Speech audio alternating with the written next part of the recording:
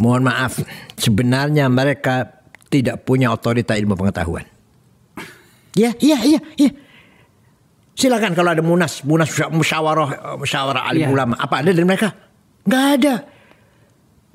Kalau tetap aja kalau sekarang jago-jagonya yang ahli yang ahli ilmu agama, Gus Baha contohnya, Kiai Afifuddin dari Situbondo, itu yang kalau musyawarah yang diskusi agama, hukumnya cloning gimana, hukumnya Jumatan di kantor seperti apa, hukumnya bunga bank apa, hukumnya keluarga berencana, walhasil hukumnya macam-macam. Terukur banget ilmu pengetahuannya. Iya, berdasarkan literatur, berdasarkan kalau nggak pakai Quran hadis, ijma qiyas, ijma konsensus ulama atau qiyas analogi.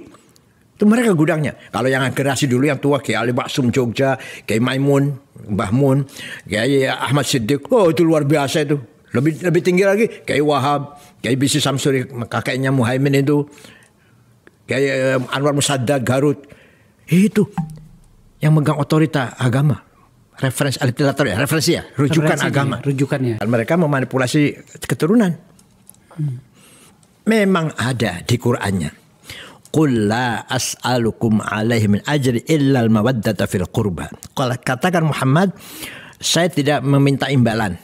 Tapi satu aja saya minta, cintailah keturunanku. Kalau betul-betul keturunan.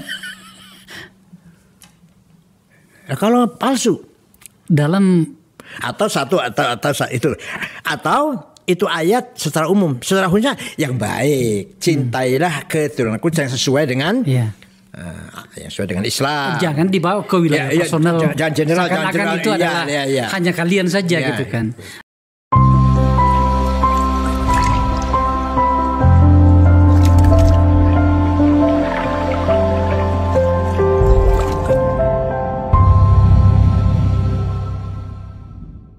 Dalam segala hal. Pertama, kehilangan kedua, kehilangan panutan, kehilangan apa? Figur yang layak diikutin atau yang kita bangga menjadi ikutan. Baik di mana-mana, terjadi di mana-mana di NU, di Muhammadiyah atau di mana lah. Tapi bagaimanapun ya di NU masih punya benteng, itu pesantren. Walaupun tidak menjamin juga saya keluaran pesantren pasti baik, nggak jamin juga. Tapi bagaimanapun pesantren masih dianggap al-hisnul hasin, benteng moral, benteng budaya, benteng akhlakul karimah. Masih ada anggapan seperti itu masih. Nah, tinggal contoh qudwah hasanah. Setiap umat harus ada contoh, harus ada panutan. Setiap umat, setiap generasi. Nabi Muhammad menjadi contoh, Abu Bakar jadi contoh, Umar jadi contoh, Utsman jadi contoh, Ali jadi contoh, dan seterusnya. Dalam Islam itu contoh itu apakah figur atau sistem? Dua-duanya. Sistem baik kalau nggak ada figur yang melaksanakan. Persoalan juga. Betul. Tapi yang saya heran, kenapa RRC yang ateis bisa membangun pemerintah yang bersih, pemerintahan yang bahasa Arabnya, bahasa agama istiqomah, bahasa Arabnya istiqomah dengan undang-undang aturan. Kita yang bahasa religius yang rajin melanggar undang-undang. Malu kita ini. Kenapa? Karena budaya kita, karakter kita yang belum beres. Maka dalam Quran juga dikatakan, yatul alim ayat wa zakihim. Muhammad ajarkan mereka Quran, mereka atau orang Arab, dan karakter bangun dulu. Baru wa yu'allimul kitab, baru ilmu. Karakter dulu baru pendidikan. Urutan Qurannya begitu. Yatul alim ayat, sampaikan Quran pada mereka. Yuzakihim, karakter harus dibangun mereka, karakter akhlaknya. Setelah itu, wa'allimul kitab, ilmu pengetahuan. Ada satu hal yang harus saya sampaikan di sini, Pak Kiai, tapi memang sedikit agak sensitif. Gak apa-apa. Ada sekelompok masyarakat yang tampaknya memobilisasi persepsi, hingga kemudian seakan-akan bahwa kalau berbeda dengan mereka maka itu bukan Islam. Yang saya maksud itu adalah orang menyebutnya dari Yaman itu gitu. Kita butuh penjelasan seperti apa itu. Mohon maaf, sebenarnya mereka tidak punya otorita ilmu pengetahuan. Iya. Silakan kalau ada munas musyawarah alim ulama, apa ada dari mereka? Nggak ada. Kalau tetap aja kalau sekarang jago-jagonya yang ahli ilmu agama, Gus Baha contohnya, Kiai Afifuddin dari Situbondo, itu yang kalau musyawarah yang diskusi agama, hukumnya cloning gimana, hukumnya Jumatan di kantor seperti apa, hukumnya bunga bank apa, hukumnya keluarga berencana, hukum walhasil hukumnya macam-macam. Terukur banget ilmu pengetahuannya. Iya, berdasarkan literatur, berdasarkan kalau nggak pakai Quran hadis, ijma qiyas, ijma konsensus ulama atau qiyas analogi. Itu mereka gudangnya. Kalau yang generasi dulu yang tua, Kiai Ali Maksum Jogja, Kiai Maimun, Mbah Mun, Kiai Ahmad Siddiq, itu luar biasa itu. Lebih tinggi lagi Kiai Wahab, Kiai Bisi Samsuri, kakeknya Muhaimin itu, Kiai Anwar Musaddad Garut. Itu yang megang otorita agama. Referensi literatur ya, rujukan agama. Rujukannya. Tidak ada satupun keturunan Yaman yang mempunyai kemampuan seperti ini. Hanya mereka Habib keturunan Rasulullah di tengah masyarakat ngajak selawatan. Iya. Ada nggak sih dengar nggak Bapak dari mereka yang mengeluarkan fatwa yang punya manfaat tuh masyarakat banyak. Tapi kenapa masyarakat memberikan ruang kepada mereka? Karena mereka memanipulasi keturunan. Memang ada di Qur'annya. Qul la as'alukum alaihi min ajri illa al-mawaddata fil qurba. Kalau katakan Muhammad, saya tidak meminta imbalan. Tapi satu aja saya minta, cintailah keturunanku. Kalau betul-betul keturunan. Kalau palsu dalam atau itu ayat secara umum, secara khususnya yang baik, cintailah keturunanku yang sesuai dengan yang sesuai dengan Islam. Jangan dibawa ke wilayah personal. Jangan general, itu adalah hanya kalian saja gitu kan. Dalam pemahaman Pak Kiai yang saya percaya betul, apa yang mereka sampaikan ke publik di kita itu tidak benar. Gimana ya?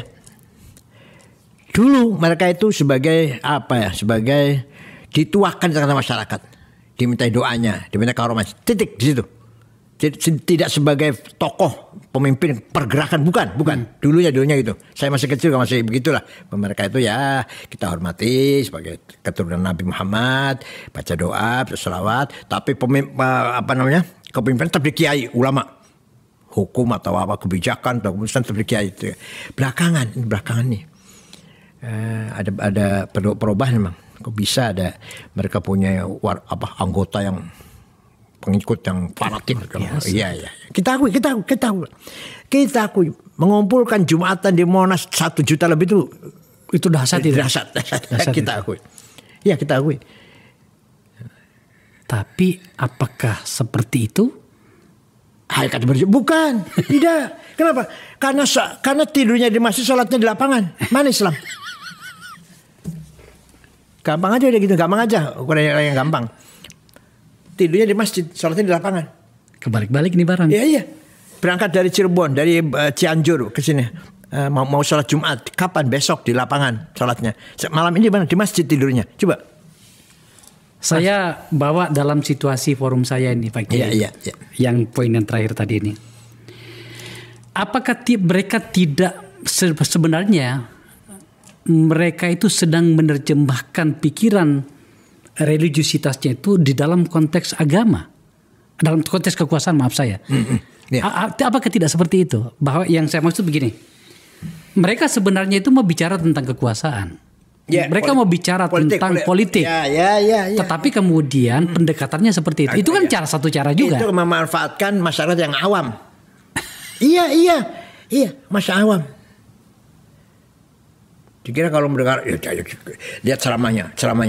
Pokoknya kalau ikut Habib, saya ikut Sorgal kan itu lah. Si Habib itu ketika mati muka nakir aja nggak berani tanya. Habib si Fulan itu pernah mi'raj 70 kali katanya mi'raj. Solatmu seberapapun banyaknya setiap hari, tapi kalau tidak mendoakan Habib, maka itu tidak akan diterima. Saya tidak perlu menjadi seorang ahli agama untuk mengatakan ini omong kosong. Iya. Ya, tadi kembali dalam sejarah. Dalam sejarah tadi. Tidak ada ulama besar dari Habib. Nggak ada.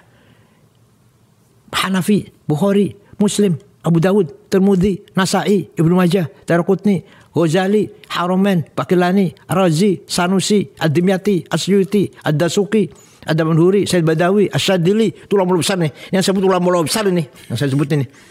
Satu pun gak ada yang Habib. Wow. Oke.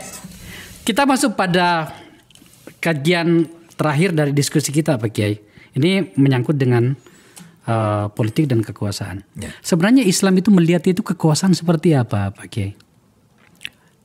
Ketika ada, kata Nabi Muhammad secara sederhananya, ketika kamu dalam pepergian 3 orang, maka kamu harus mengangkat salah satu menjadi pemimpin. Salah seorang pemimpin. Ya, artinya kewajiban agama kita membuat pemerintahan, mewujudkan pemerintahan.